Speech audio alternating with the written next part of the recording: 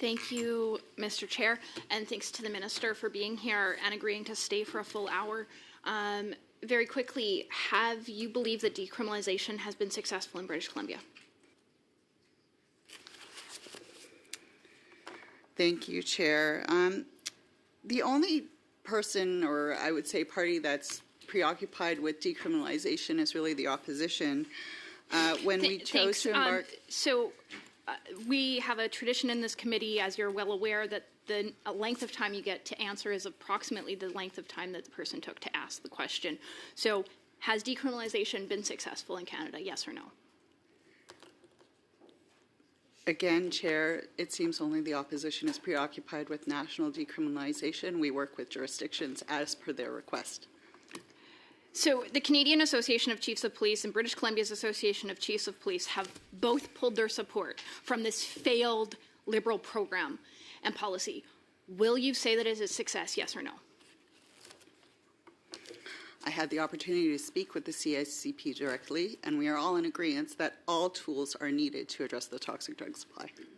Will you rule out rolling out this failed policy anywhere else in Canada? I commit to always working with jurisdictions with both their health and community safety measures to ensure that we're reaching people who are struggling with addiction. This is a failed policy that has caused carnage. We are seeing 22 people die every single day across Canada due to the overdose crisis, and your government is failing. Why will you not rule out expanding this failed program?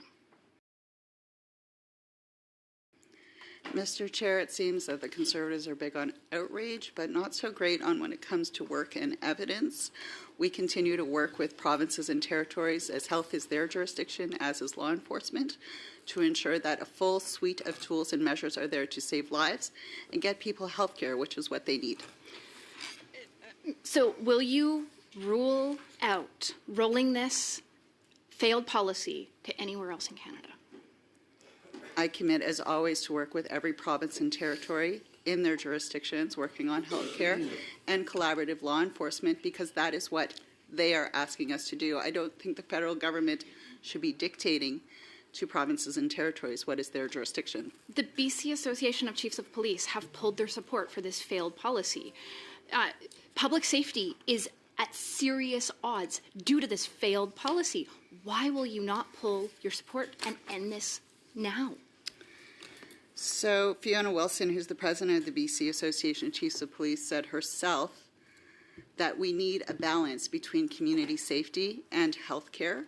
This is what we've committed to in working with jurisdictions to ensure people get help and health care. All right. It needs a balance. Thanks. I'm going to move on to something a little different. We know that Canada has become a major producer of fentanyl in this country as a direct result of your government failing to do anything when it comes to banning precursors for fentanyl. What are the timelines for actually banning these precursors so that fentanyl is not being produced here? So unfortunately, the Conservatives are misleading Canadians, because the fact is that Canada is a world leader in precursor regulation and scheduling of precursor chemicals. As a matter of fact, we have a class scheduling system, which means that we not only look at individual chemicals, but classes, so that we can be nimble and flexible in the face of an illegal toxic drug supply. So about 6 months ago, we had BC RCMP Assistant Commissioner Will Nigg come to committee, and he said that they've been advocating to government for the last 2 years. So it's now 2.5 years to have these deadly precursors banned in Canada, and yet 80% of them are still completely unregulated. Why? So yet again, Chair, the member is misleading Canadians, because precursor chemicals are found in the things that we use daily, whether it's plastic, rubber, paint supplies, and so on. This is why they must be scheduled and regulated, which is something that we do on a regular basis. And again, have a world-class system that works in collaboration with the United States and international partners. Okay, well, at the SECU committee, the RCMP Commissioner Duhaime confirmed that Canada is a net exporter of fentanyl. Does that not concern you? Are you not applying every single tool in the toolkit to make sure that Canada is not exporting fentanyl? I'm absolutely committed that we use every tool in the toolkit. These are questions to be asked of the Public Safety Minister. As I said, we schedule and regulate, but working across departments and working with border services and with our U.S. counterparts is critical. So what are you doing to advocate to the Minister of Public Safety, who now has multiple hats, when it comes to banning these precursors? So just to be clear, when it comes to precursors, they're essential. The precursors that are essential for making fentanyl are already restricted and prohibited. So again, but we're a the net member is exporter of misleading. fentanyl. We're an absolute net exporter of fentanyl. We are having massive drug busts every single day. So the next question is, do you support the Prime Minister or Chrystia Freeland? Mr. Chair, I don't believe that question is relevant to my I think it's very portfolio relevant. today. Yeah, I agree. Well, Move on, I think it's very relevant. Do you support the Prime Minister? Yes. Point of order, Chair.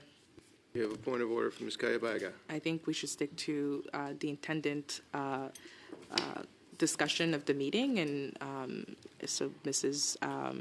Goodrich could stick to the relevant message. Thanks. Yeah, I'm inclined to agree. Unless you can tie the question to the estimates, it really is out of line. So you have about 16 seconds left, Ms. Goodrich. Go ahead.